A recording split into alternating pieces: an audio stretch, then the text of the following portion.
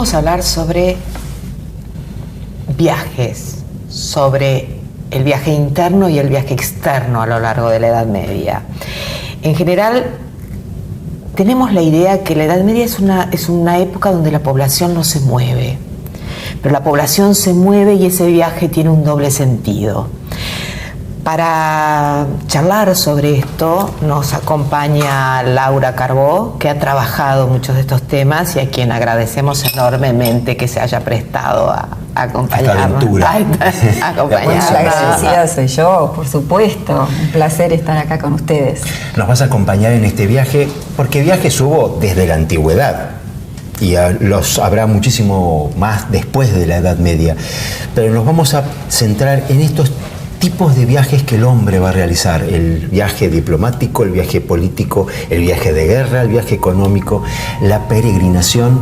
Y cuando el hombre se redescubre finalmente a finales de la Edad Media y de paso a la modernidad, ese viaje interior en el cual transita ese camino que lo convirtió en un homo viator, el hombre que se desarrolla en este mundo y su destino es alcanzar la gracia de Dios. De estos viajes hemos de hablar, así que bienvenida a la casa. Muy bien, gracias.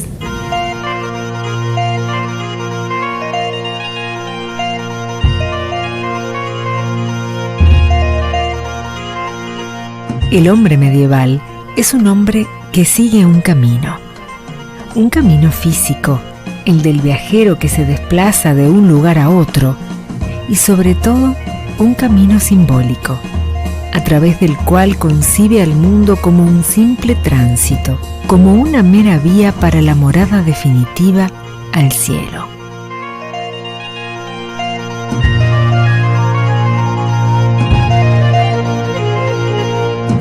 El hombre medieval se mueve. El hombre medieval lo ha llamado el homo viator, el hombre que se mueve, el hombre que viaja, contrariamente a lo que parecería en el imaginario que es un hombre estático.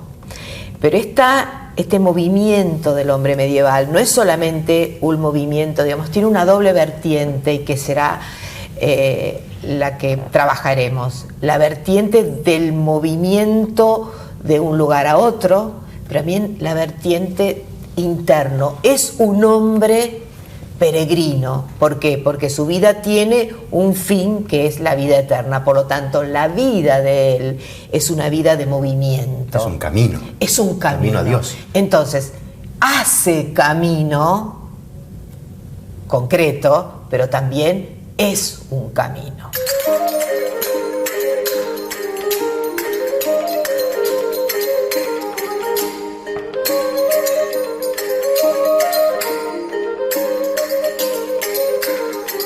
¿Qué pasa en los primeros tiempos? ¿Qué pasa cuando con ese hombre que estaba acostumbrado a un mundo y que cambia sobre todo en Europa Occidental? Claro, es muy importante establecer una diferencia entre los primeros tiempos medievales y ya la baja Edad Media, porque hay que tener en cuenta que la Edad Media dura por lo menos 10 siglos. Entonces, esa primera etapa que muchas veces aparece como oscura, retraída, enclaustrada, que es la primera etapa que le sucede al Imperio Romano, no al Imperio Romano en auge, sino un Imperio Romano en decadencia, es una sociedad que se cierra sobre sí misma. Entonces, verdaderamente hay que pensar que, acostumbrados a un mundo prácticamente, hoy diríamos, globalizado en cuanto a las comunicaciones, que dependía del imperio no solo en la construcción de los caminos, ya sean terrestres, fluviales o marítimos, y puentes, infraestructura en los caminos, la logística del caminante, del viajero, y la logística que sobre todo apuntalaba a un ejército que tenía como mayor carisma el de llegar rápido a donde era necesario que estuvieran. Entonces, caído el Imperio Romano, evidentemente hay una falta de presupuesto, no solo en la construcción, sino en el mantenimiento y en la logística del caminante, del peregrino o del viajero mercantil.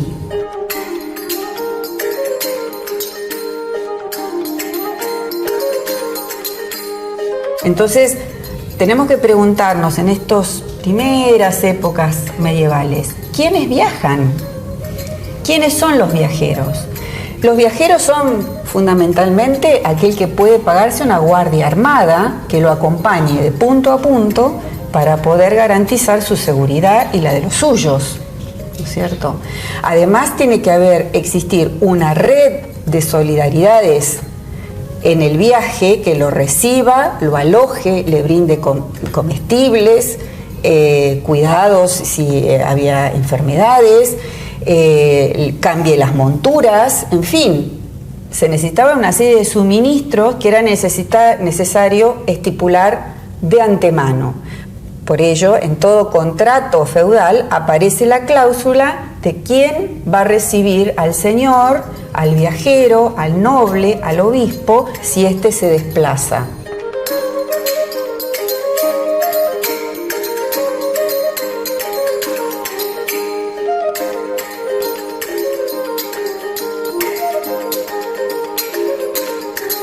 Además hay un desplazamiento continuo, o sea, hay un desplazamiento del campesino que va a su tierra de labor. ¿Cómo se desplaza ese campesino? Se desplaza fundamentalmente caminando.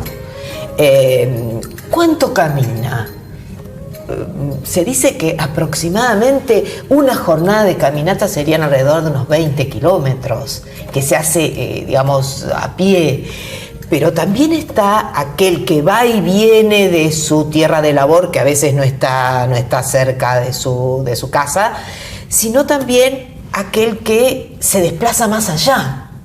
Y los grandes pueblos que se desplazan y que van ingresando y que se van estableciendo a un lado. O sea, hay un movimiento continuo de población. Ya desde temprano, el siglo II, III, IV, hay pueblos que ingresan al Imperio Romano y se contratan o establecen contratos de federación con el imperio diciendo usted se queda ahí, pero va a evitar que él venga por acá, porque ya está poniéndose porosa la estructura del imperio. Y estos pueblos que se mueven, se instalan, tienen que aprender una lengua, tienen que cristianizarse para poder pertenecer, tienen que habitar de una manera distinta a la que eran estos pueblos que a lo mejor eran de a caballo y no eran urbanos. Y también tienen que aparecer todas estas estructuras que ustedes están reseñando. El que viaja, por qué viaja, para qué viaja y cuánto tiempo viaja. A lo mejor estos viajes que vos estás reseñando, 20 kilómetros en una jornada, a lo largo de una semana se transforma prácticamente en un concepto de peregrinación. Porque están viajando, están transportando mercaderías o reliquias o su propia vida y sobrevivir a un bosque, a una emboscada o a salteadores y realmente llegar al punto de origen, desde el punto de origen al punto de destino.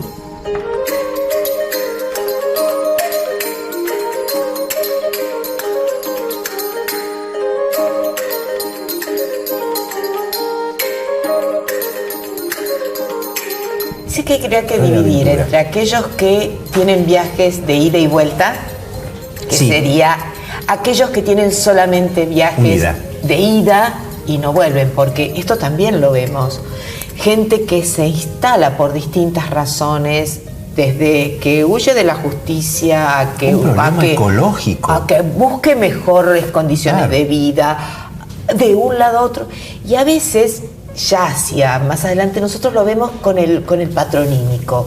Fulano de tal lugar. Se lo nombra con el lugar de origen cuando ha vivido la mayor parte de su vida en otro. Leonardo da Vinci, ¿no? Sí, el tema también es que hay gente que está en un permanente deambular. Ahí está, me parece que eso son es aquellas personas que no tienen pertenencia. La Edad Media es una época de pertenencias de hombre a hombre. Y hay personas que por los avatares de estas entradas masivas de pueblos o porque quedaron totalmente desprotegidos o sus medios de producción han fracasado, son los que se llaman los otros, la otredad, aquella persona que ni siquiera es marginal, porque el marginal está en los márgenes de la sociedad. Necesitamos que esté ahí. Generalmente se trata de marginal al leproso, a la prostituta, a los delincuentes que están pagando sus cuentas con la justicia, pero hay otra multitud de personas que están en un permanente deambular. Son aquellos que están buscando un trabajo, un hogar. O que hacen su trabajo del deambular. O que se dedican a la delincuencia, emboscando a las personas y... O gitanos. Sí, bueno, también. Son pueblos forma de vida nomádica. Son pueblos enteros nómades. En tránsito, digamos.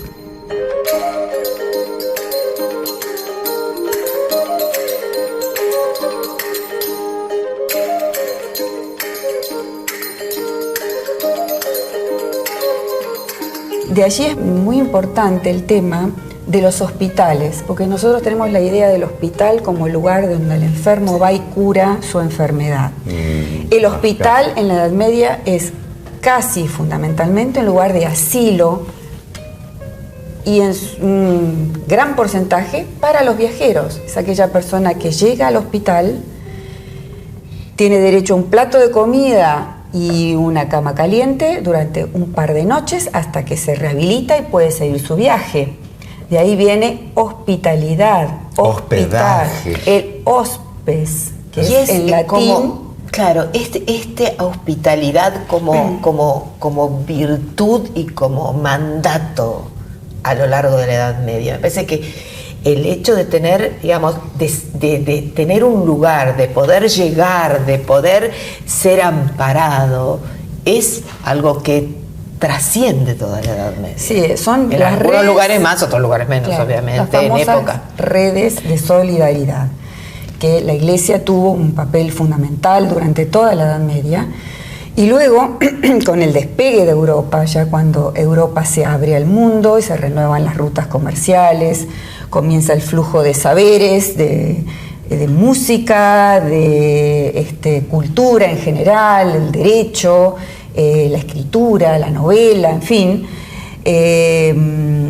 Son redes que se deben volver a gestar. O sea, se deben formar nuevas redes para poder albergar toda esta población que comienza nuevamente un circuitos muchas veces olvidados durante gran parte de los primeros siglos medievales y otros nuevos.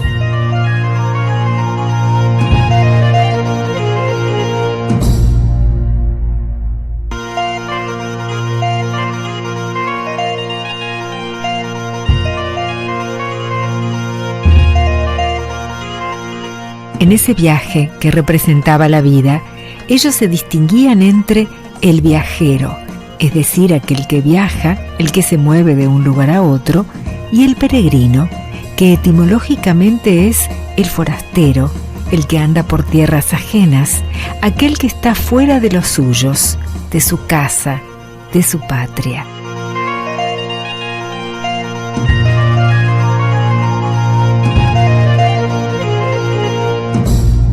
Era el hombre que andaba, que las cortes son itinerantes, o sea, no hay capital. La corte va de un lugar a otro, sí, con las ventajas y desventajas que esto tiene. Y lo que Laura ha estudiado muchísimo a lo largo de su vida es la diplomacia, cómo se va de un lugar a otro, cómo se relacionan, cómo se mueven, estas embajadas que van de un lugar a otro, los reyes que tienen distintos lugares en distintos palacios o lugares de residencia, y lugares que a lo mejor no están hechos para que el rey se hospede, pero que se hospedan. Sí. O sea, por eso les decimos, con las ventajas que tienen que ver. El rey está, pero también un rey que se desplaza con un séquito de 200, 300 personas a las que hay que alimentar, a las que hay que brindar el bosque, a las que hay que... Y que son nobles. Tienen caballos. Y que tienen caballo y que a veces tienen problemas, acarrean problemas con la población local. Y por eso cada vez que el rey se va, muchas veces está el pedido de resarcimiento por esto. Muchísimas veces vemos que los reyes dan ventajas desde el perdonar un impuesto a crear un mercado franco, como a ciudades y a pueblos que se han visto reciben. afectados por la cantidad de tiempo que han estado ellos ahí.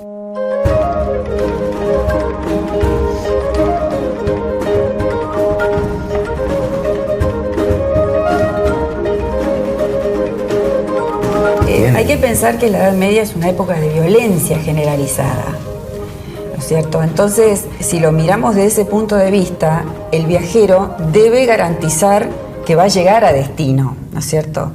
Y como muchas veces estas embajadas diplomáticas que se convocan para sellar acuerdos porque ha habido una lucha previa o hace falta una negociación para unir diferentes coronas o establecer contactos. Nuevas alianzas. Generalmente se conciben espacios preparados para tal fin. Yo he analizado algunos espacios para la negociación que son fundamentalmente equidistantes de las bases donde ellos tienen apostados sus cuerpos armados. Por ejemplo, un espacio muy característico es el corredor de Calais, es aquel un espacio de unos 20-30 kilómetros que median entre el puerto de Calais y Amiens, por ejemplo. En el norte de Francia. En el norte de Francia, donde en muchas oportunidades durante la Guerra de los 100 Años se encuentran franceses e ingleses para pactar una paz o una tregua. Claro, renegociar sus intereses por una guerra tan extendida en el tiempo. Pero es muy importante la equidistancia, o sea, la facultad que tienen de poder replegarse con ciertas garantías y poder llevar adelante nuevos contactos. Lo que llamamos cuarteles de invierno, Claro. Las ciudades que reciben a cuerpo de rey. ¿Cuántas cosas que quedaron en nuestro vocabulario, eh?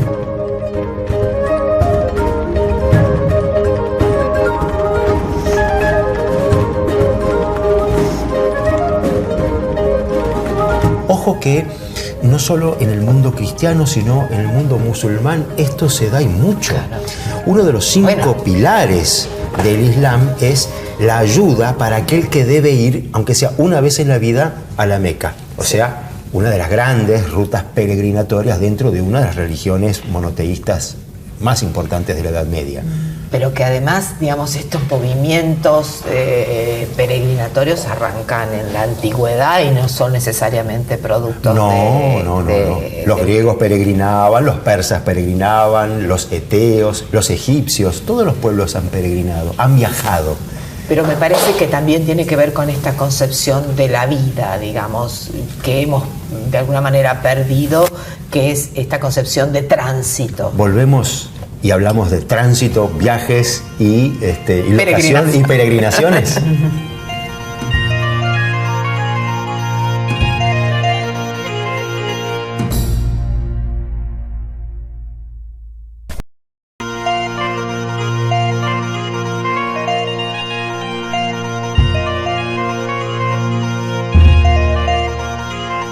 Para el hombre medieval, la peregrinación era la representación sensible de la otra peregrinación, del otro viaje, aquel que concluía en el cielo. A través de las peregrinaciones, del sacrificio, del camino, del cansancio corporal, limpiaba su espíritu del pecado, daba gracias por los favores recibidos o buscaba un milagro.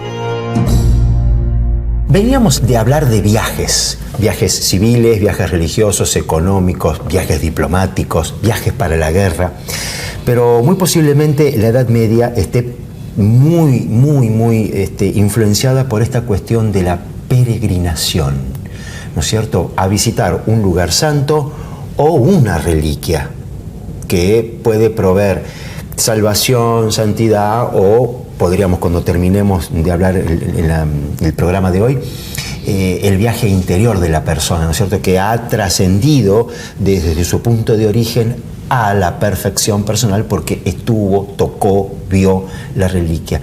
¿Qué es una reliquia?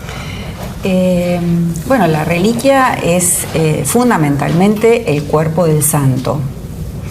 Pero hay reliquias de primer grado, de segundo y de tercer grado, que todas fueron muy importantes a lo largo de la Edad Media. La reliquia de primer grado es el resto mortal del santo y los objetos que han tenido contacto directo con él, tal vez en su evangelización o como objeto de culto. Y después están las reliquias de segundo o tercer orden, que son aquellas que han tenido contacto con la tumba del santo o que algún peregrino ha rescatado de las inmediaciones de ese espacio sagrado. En los inicios, en muchos de los casos, como todavía la religión cristiana no era oficial del Estado, si bien, por ejemplo, después de 313 sabemos que hay una apertura hacia todas las devociones y todas las religiones fueron permitidas, muchas veces en los cuerpos del ejército no era permitida la religión cristiana como oficial y se les reclamaba a los soldados seguir prestándole culto al emperador.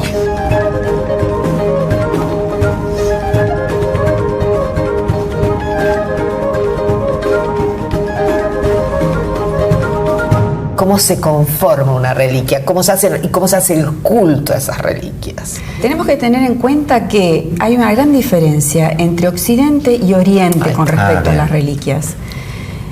El derecho romano prohibía la manipulación del individuo una vez que había sido sepultado. Entonces, la tumba del ser humano era inviolable. Ya está, listo. Por eso es que, en general, la tumba de los santos en Occidente permanecieron completas y... O si se lo trasladaron completo. Como a San Pelayo, digamos, a Pelayito sí. Lo llevaron completo. En cambio, en Oriente se propagó la tendencia a el reparto y la difusión de estas reliquias para que llegaran a todos los lugares, a la mayor cantidad. Trozos del cuerpo. Trozos del cuerpo si habían sido rescatados o lo que hubiera del santo.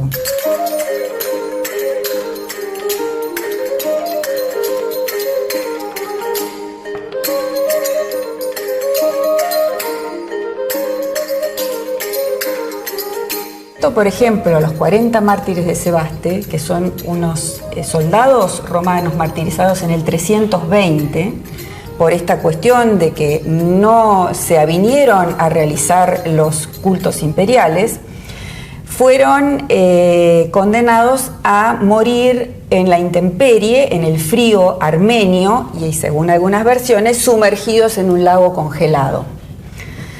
De los que permanecieron con vida, a la mañana siguiente, les destrozaron los huesos, los terminaron matando. Los ultimaron, y no bastó eso, sino que quemaron sus cuerpos y sus cenizas fueron tiradas al río. O sea, que no haya restos ninguna claro, de con la absoluta voluntad de que no quedaran restos que podrían convertirse luego en objetos de devoción.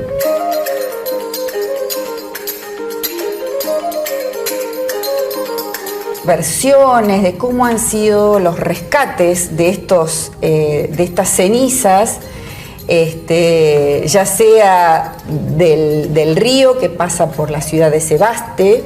La ciudad de Sebaste queda en Turquía, actual Turquía, y sino cómo fueron apareciendo en el mundo cristiano conocido. O sea, a lo largo de los años fueron encontrándose milagrosamente estos restos en diferentes lugares.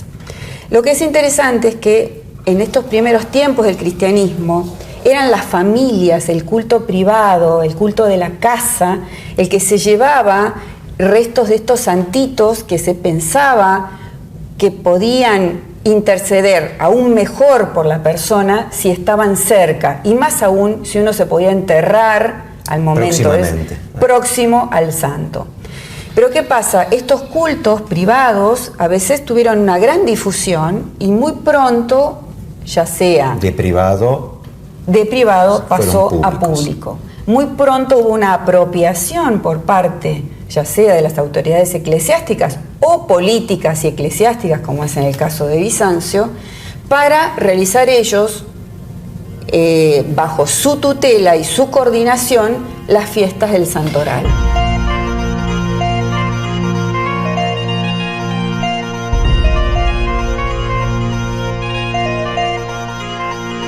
Peregrinación en latín significa viaje o estadía en el extranjero. Estas travesías pueden ser una misión de fe, de agradecimiento, de expiación de los pecados, pero en todos los casos implican una trascendencia espiritual por parte del peregrino. Durante la Edad Media, los 3 principales lugares a los que peregrinaron los cristianos fueron Tierra Santa, Roma y Santiago de Compostela.